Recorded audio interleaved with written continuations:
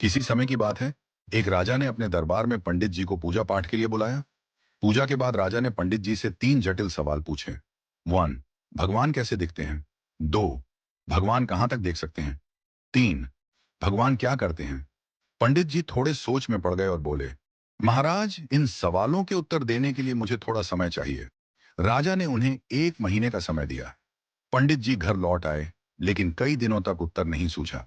उनकी परेशानी देखकर उनका बेटा बोला, पिताजी, आप क्यों चिंतित हैं? पंडित जी ने उसे राजा के सवालों के बारे में बताया।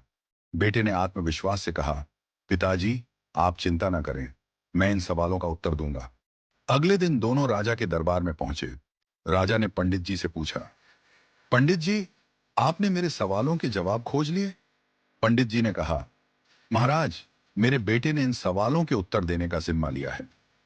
राजा ने पूछा, तो बताओ, पहला सवाल, भगवान कैसे दिखते हैं? पंडित जी के बेटे ने मुस्कुराते हुए कहा, महाराज, कृपया एक कटोरी दूध मंगवाइए। दूध लाया गया। लड़के ने उसमें अपनी उंगली डालकर घुमाना शुरू कर दिया। राजा ने चौंक कर पूछा, यह क्या कर रहे हो? लड़के ने शांत स्वर में कहा, महाराज, क्या आपको इस दूध में मक्खन दिख रहा है? राजा ने सिर हिलाया और कहा, नहीं। लड़के ने उत्तर दिया, मक्खन इस दूध में ही है, लेकिन उसे निकालने के लिए दही जमाकर मथना पड़ता है। ठीक वैसे ही भगवान हर जगह हैं, पर उन्हें देखने के लिए ध्यान, साधना और सेवा का मंथन करना पड़ता है। राजा ने मुस्कुराते हुए कहा, अच्छा उत्तर दिया। अब बताओ, भगवान कहां तक देख सकते हैं? पंडित जी के बेटे ने कहा, महाराज, कृपया एक दिया मंगवाइए और उसे जलाइए। दिया जलाया गया और उसकी रोशनी चारों ओर फैल गई।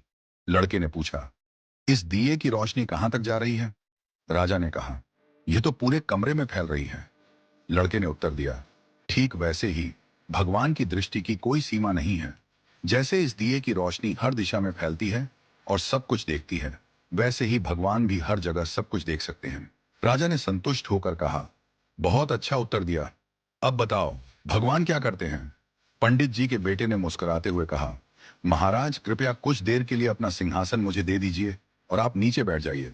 दरबारियों में खुसर पुसर होने लगी, पर राजा को जिज्ञासा थी, इसलिए उसने उसे सिंहासन पर बैठने की अनुमति दे दी।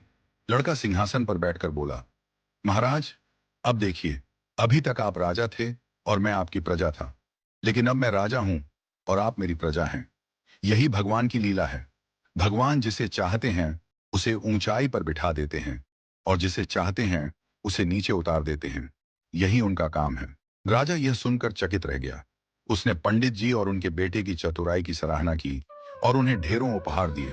राजा ने कहा, आज तुमने मुझे भगवान की शक्ति, दृष्टि और कार्यों का गूढ़ रहस्य समझा दिया। इस घटना के बाद राजा ने विनम्रता और सेवा का भाव अपनाया, क्योंकि वह समझ गया था कि भगवान हर जगह हैं और हर रूप में विद्यमान हैं।